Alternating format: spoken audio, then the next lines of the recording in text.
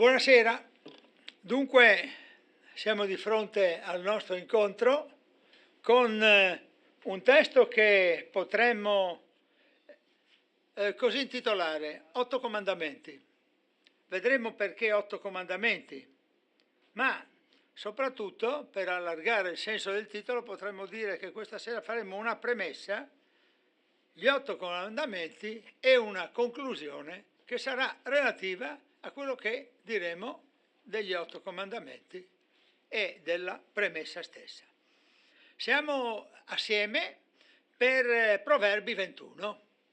Il 21esimo capitolo dei Proverbi ci porta proprio a ragionare su questi 8 comandamenti, 8 indicatori che il Signore dà nella sua parola relativamente a Proverbi 21. E lo scopriremo insieme appunto, ma prima di ogni altra cosa la lettura del testo. Proverbi 21 dunque. Il cuore del re nella mano del Signore è come un corso d'acqua. Egli lo dirige dovunque gli piace. Tutte le vie dell'uomo gli sembrano rette, ma il Signore pesa i cuori. Praticare la giustizia e l'equità è cosa che il Signore preferisce ai sacrifici. Gli occhi alteri e il cuor superbo, lucerna degli empi, sono peccato.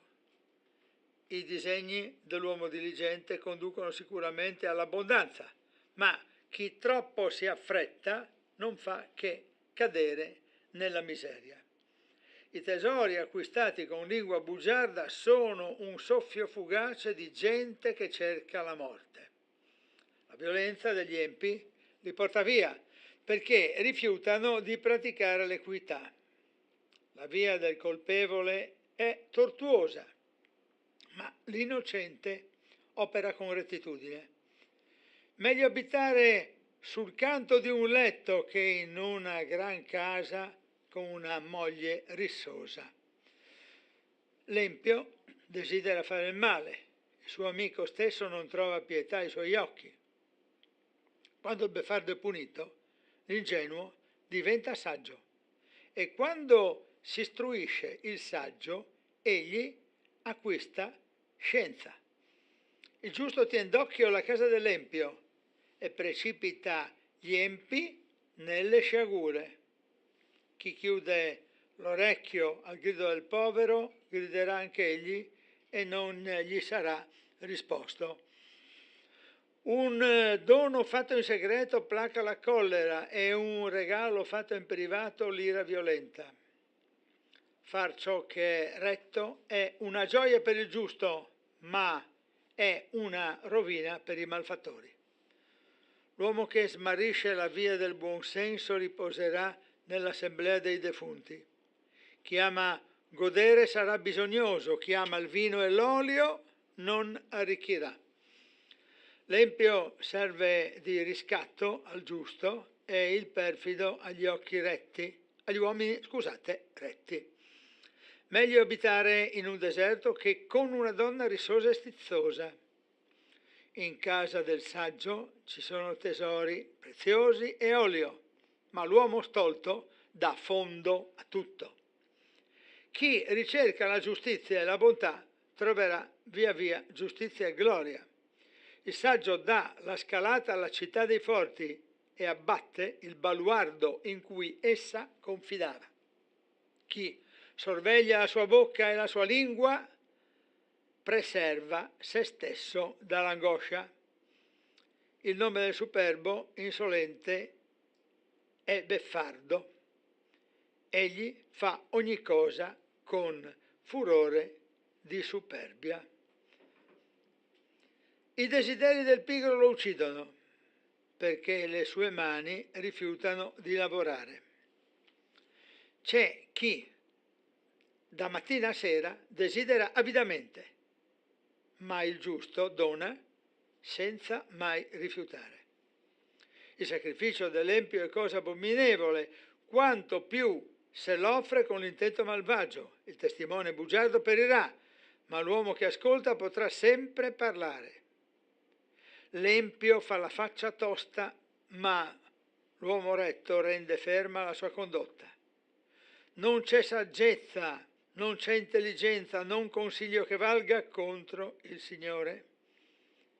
Il cavallo è pronto per il giorno della battaglia, ma la vittoria appartiene al Signore. Dunque, tutti questi pensieri sono indubbiamente collegati tra di loro, anche se qualche volta sembra di vedere delle massime che si staccano le une dalle altre. Cercheremo di capire in che senso possono essere collegati gli uni agli altri. La premessa, il comandamento, la conclusione potrebbe essere il sottotitolo del nostro ragionamento. 8 comandamenti, premessa, comandamenti e conclusione. La premessa, il re dirige, il Signore è il protagonista della storia. Non dobbiamo mai dimenticare che il Signore determina i governi, anche se qualche volta ci sembra molto strano fare queste affermazioni. Ma i tempi della storia sono determinati dal Signore. Qui è scritto con chiarezza che il cuore del re nella mano del Signore è come un corso d'acqua, egli lo dirige. Quindi il Signore dirige la mano del re, il Signore determina, governi e stabilisce i tempi della storia. Chi parla è Salomone, che sa di essere stato nominato re dal Signore e non dalla sua successione dinastica, perché per successione dinastica Salomone, essendo figlio di Davide, è re di derivazione davidica.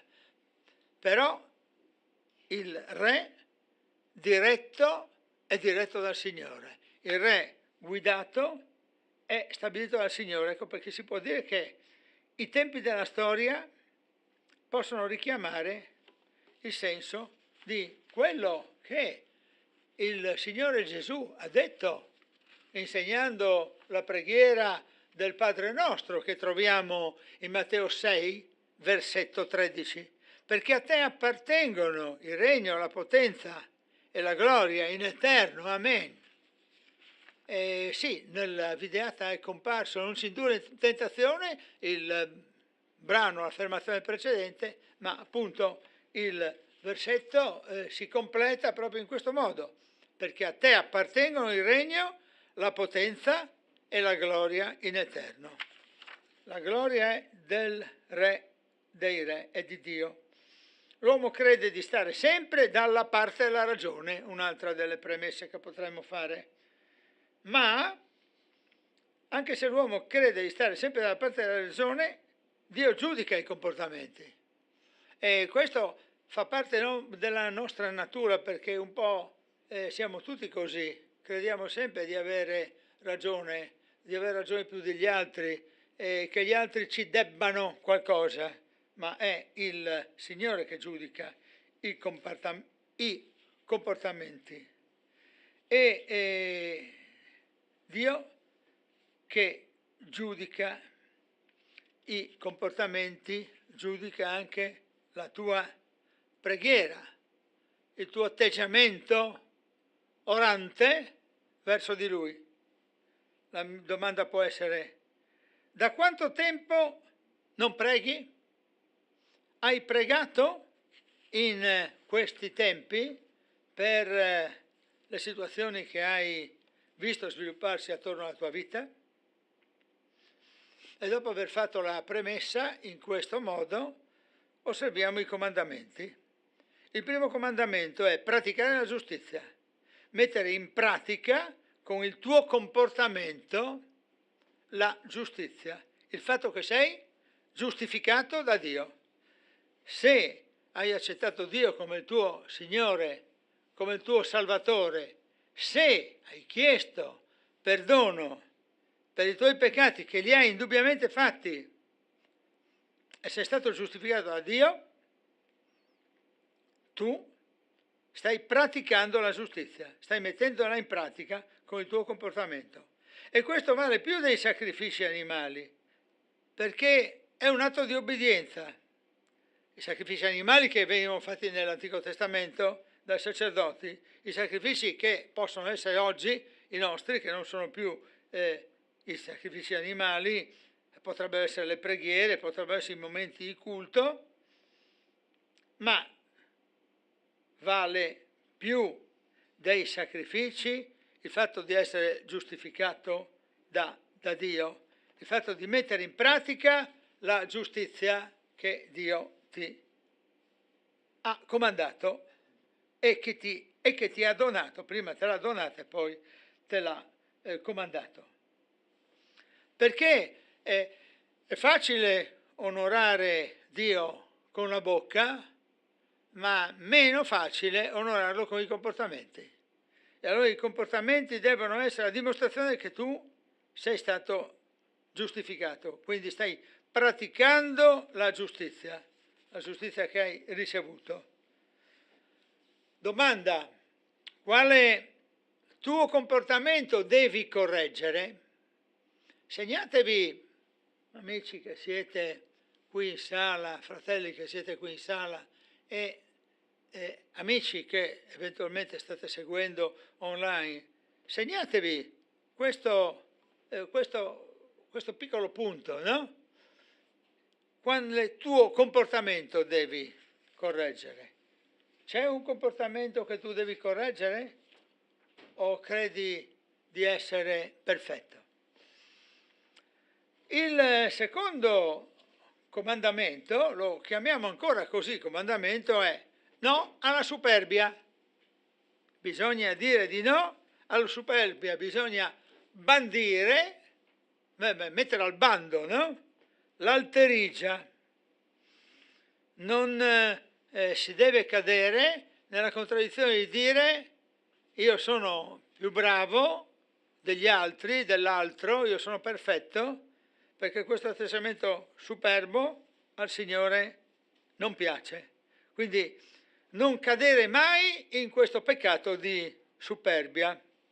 Il terzo comandamento: pensa all'abbondanza, godi l'abbondanza, non cercare troppo la ricchezza e non truffare per avere ricchezza. Non essere bugiardo per il denaro. Quindi l'abbondanza è donata da Dio, questa ricchezza deve essere considerata moderatamente come un dono che viene da Dio, ad essa non si giunga attraverso la truffa, attraverso la bugia per denaro, per i soldi, sono disposto a mentire. E siamo al quarto comandamento: no alla violenza fisica o verbale. No alla violenza fisica, non possiamo assolutamente essere violenti nei confronti di nessuno, e qualche volta la violenza è anche verbale, con le parole, con le offese, e assieme al no alla violenza fisica e alla violenza verbale io direi anche no alla violenza pensata, perché qualche volta si può essere violenti anche col pensiero e non faccio nulla perché non ho l'arma in mano. Sai come si suol dire? Se potessi gli sparerei, se potessi le sparerei. E qualche volta la motivazione è anche estremamente banale. Penso a tutte le discussioni che qualcuno fa con se stesso quando è sulla porta di casa, quando è nella strada. E quindi la violenza deve essere ugualmente messa al bando, quella fisica, quella verbale e anche quella del pensiero. Eventualmente bisogna, ecco il comandamento, dopo il no alla violenza, il no alla superbia, il no alla troppa ricchezza, ecco il sì alla solidarietà. E quindi sei stato solidale con gli altri, domanda? In che misura? Vuoi tu ricordarlo anche oggi? Questa sera, dopo, nella discussione che seguirà, sono stato solidale con gli altri in che modo? Non chiudere la mano che porge un pane non chiudere la mano se puoi porgere un pane, non chiudere la mano se puoi porgere un Vangelo, perché anche il Vangelo è un pane. Il pane quotidiano non è soltanto quello che noi diamo, è anche quello che noi possiamo offrire sulla porta dell'autostazione, per rimanere in tema di oggi, come alcuni di noi hanno fatto. E gli altri che non hanno portato il pane con la mano erano a casa che pregavano per coloro che porgevano il pane. Allora ecco che ho dato vita al comandamento. Non l'ho reso morto, ma l'ho reso vivo. Sono stato solidale con gli altri. Sii generoso in segreto, la tua generosità sarà premiata. Andiamo a cercare Matteo, che cosa dice a questo proposito. Il capitolo che andiamo a vedere è il numero 6, i versetti sono dall'1 al 4. Sentiamo che cosa ci dice Matteo al capitolo 6, ai versetti l'1, 1-4. È il Signore che parla, il Signore Gesù che dice: guardatevi dal praticare la vostra giustizia davanti agli uomini, per essere osservati da loro, altrimenti non ne avrete premio presso il Padre vostro che è nei cieli. Quando dunque fai l'elemosina, non far suonare la tromba davanti a te come fanno gli ipocriti nelle sinagoghe e nelle strade, per essere onorati dagli uomini. Io vi dico in verità che questo è il premio che ne hanno. Ma quando tu fai l'elemosina, non sappia la tua sinistra quel che fa la destra, finché la tua elemosina sia fatta in segreto e il Padre tuo che vede nel segreto te ne darà la ricompensa. La tua generosità deve essere fatta in segreto, ovvero può essere fatta anche pubblicamente per dare l'esempio. Io voglio darti un denaro, povero che passi per la strada, perché voglio dimostrare al mio amico, al mio vicino di casa, al mio interlocutore casuale che è sul marciapiede con me, che possiamo essere solidali con gli altri, anche con una piccola moneta. Ma non farlo facendo suonare la tromba, come molti organismi, soprattutto pubblici, fanno la solidarietà e poi ti fanno l'articolo sul giornale a 16 colonne che hanno dato a questo organismo quello. Questa è una caratteristica della nostra società commerciale. Mi faccio pubblicità in questo modo, invece di farmi pubblicità dicendo sono il più bello che ci sia, non c'è nessun risotto al mondo migliore che il risotto di Renato Presotto, no? Se ci sente Renato Presotto si sgrida. E allora, no, invece di fare così la pubblicità, la facciamo in altro modo. Diciamo, il risotto Sutto è così bravo che ha donato 100.000 euro alla caserma Caverzerani per un atto di solidarietà nei confronti di queste persone che ne hanno bisogno. Eccolo là. Quindi io faccio suonare la tromba e dico: guarda che brava che è l'azienda Sutto, fa queste cose.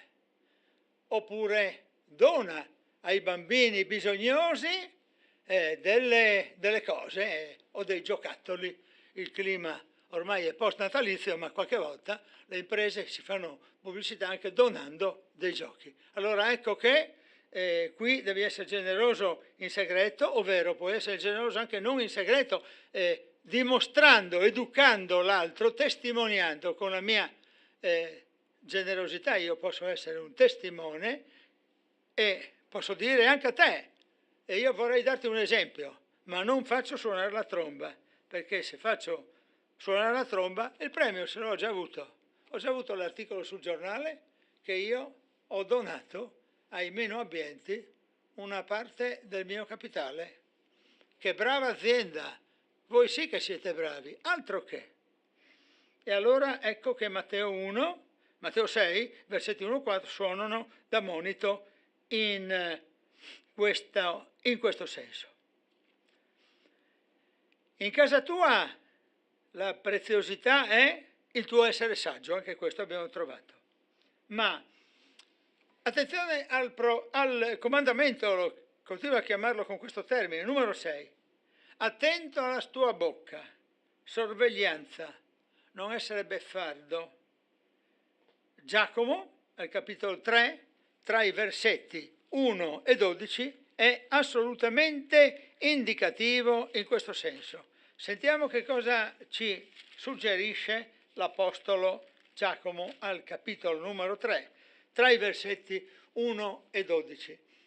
Fratelli miei, non siate immonti a fare da maestri, sapendo che ne subiremo un più severo giudizio, poiché manchiamo tutti in molte cose. Se uno non sbaglia nel parlare è un uomo perfetto, capace di tenere a freno anche tutto il corpo. Se mettiamo il freno in bocca ai cavalli perché ci obbediscano, noi possiamo guidare anche tutto il loro corpo. Ecco, anche le navi, benché siano così grandi e siano spinte da venti impetuosi, sono guidate da un piccolo timone dovunque vuole il timoniere. Così anche la lingua è un piccolo membro, eppure si vanta di grandi cose. Osservate un piccolo fuoco, può incendiare una grande foresta. Anche la lingua è un fuoco, è il mondo dell'iniquità. Posta con me, fra le nostre membra, contamina tutto il corpo, è infiammata dalla genna da fuoco al cielo, al ciclo della vita.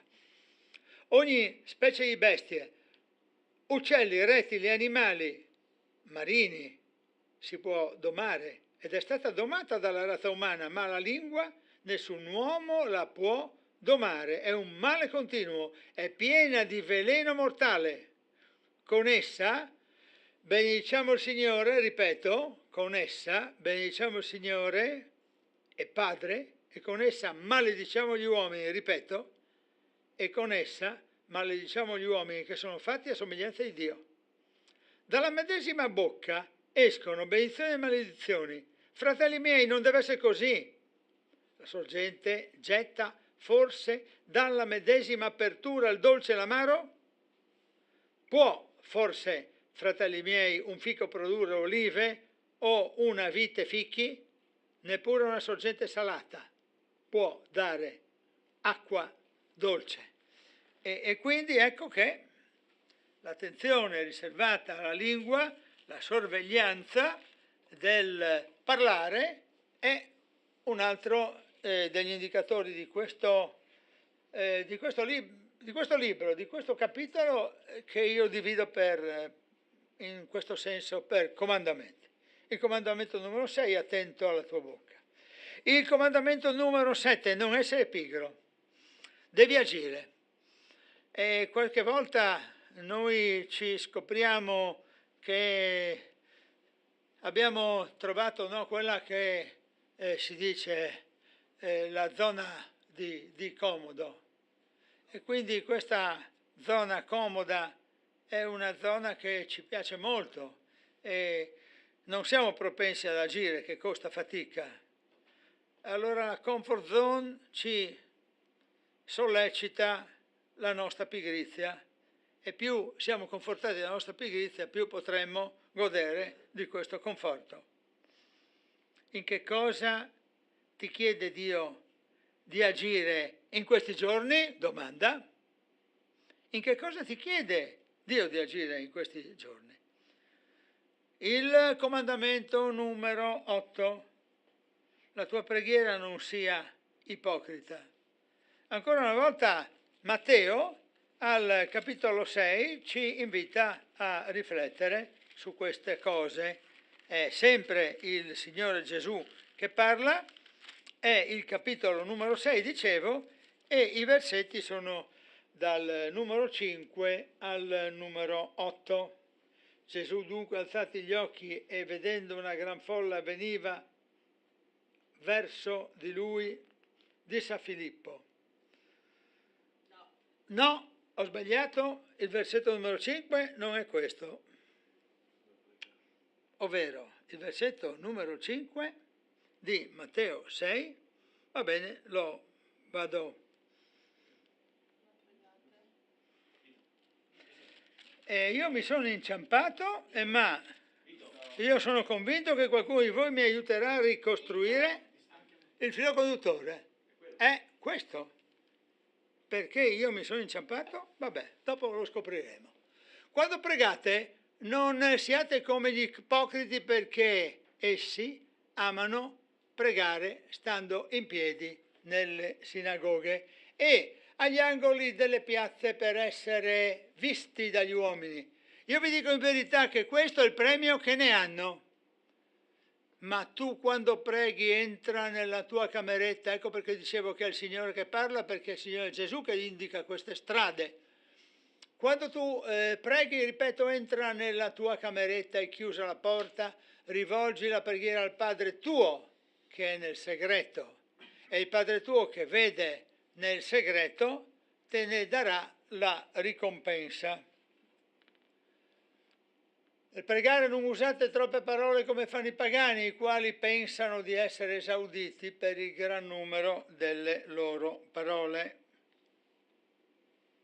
Non fate dunque come loro, poiché il Padre vostro sa le cose di cui avete bisogno, prima che gliele chiediate. Buonanotte a tutti. Stavo leggendo Giovanni, ecco perché non leggevo il passo giusto, che invece è quello che abbiamo letto sul monitor in Matteo. Dunque, la tua preghiera non sia ipocrita. E questo vale anche per il tuo canto, per le tue lodi, quelle che fai in chiesa. Non devono essere parole vuote, ma devono essere parole rese al Signore come atto cultuale. La tua preghiera non sia ipocrita, anche nel senso che se io nel momento in cui prego sto pensando e disprezzando qualcuno, magari per altri motivi che non c'entrano niente con la vita della Chiesa e del culto di quel momento, io cado nel peccato di ipocrisia. E questo, non essere pigro, il comandamento numero 7, la tua preghiera non sia ipocrita, il comandamento numero 8, chiede una conclusione. Qual è la conclusione? La conclusione è che è la vittoria del Signore. L'abbiamo trovato nell'atto finale di Proverbi 21, l'avete visto? Il cavallo è pronto per il giorno della battaglia, ma la vittoria appartiene al Signore. Non è nostra vittoria, non è nostro il merito, ma il merito va riconosciuto unicamente al Signore. È Lui il trionfatore. Tuo regno e tua potenza, abbiamo letto, tue le battaglie vinte, non per merito mio, Signore. Domanda: quali battaglie credi di aver vinto in questo tuo tempo recente, magari in questo nuovo anno che è appena cominciato, che però già inoltrato, questi 10 giorni che sono già passati, in questi giorni hai già vinto qualche battaglia? Concludiamo queste riflessioni con una preghiera. Signore, tuo regno, tua la potenza. Signore, tua la gloria. Signore, senza ipocrisia vogliamo dirti tuo regno e tua la potenza. Tu sei degno, Signore, di ricevere da noi il culto, l'onore. Tu sei degno, Signore, sei meritevole della nostra preghiera attenta, diligente, di comportamenti adeguati. Signore, aiutaci a essere adeguati in tutte le situazioni, a mettere in pratica la giustizia, quella giustizia che abbiamo ricevuto da Te, quella giustificazione che abbiamo ricevuto da Te. Aiutaci, Signore, a testimoniarla adeguatamente agli altri. Aiutaci, Signore, a non essere superbi, a bandire l'alterigia. Aiutaci, Signore, a controllare la nostra forza fisica, la nostra forza intellettuale, affinché non ci sia violenza verbale, tantomeno fisica, non ci siano pensieri violenti. Aiutaci, Signore, a esercitare la solidarietà, che qualche volta ci dimentichiamo di questo. Ti preghiamo, Signore, perché la nostra bocca sia sempre sorvegliata da noi. Aiutaci a sorvegliare la bocca, Signore. Aiutaci a non essere pigri, ad agire, a mettere in pratica quello che abbiamo sentito. Aiutaci, Signore, a non cadere nelle contraddizioni di chi vuole fare suonare la tromba per fare bella figura. Aiutaci, Signore, a benedire la tua vittoria, a lodare Dio, a lodare Gesù Cristo per la sua vittoria finale. Anche oggi, nella nostra giornata quotidiana, abbiamo osservato quanto spesso il tuo nome è vilipeso e quanto spesso il tuo nome è sottovalutato, quanto spesso di te non c'è bisogno, non c'è urgenza, non c'è necessità. Però noi sappiamo, Signore, anche se il mondo ci fa vedere che non servi, che non sei utile, tu ci fai vedere invece che le battaglie sono tue. Aiutaci a considerare quello che è successo nella storia quando Giosuè ha chiesto a Dio la vittoria e sono cadute le mura di una città, Signore. Aiutaci a vincere queste battaglie spirituali, Signore. Nel nome potente di Gesù Cristo. Amen.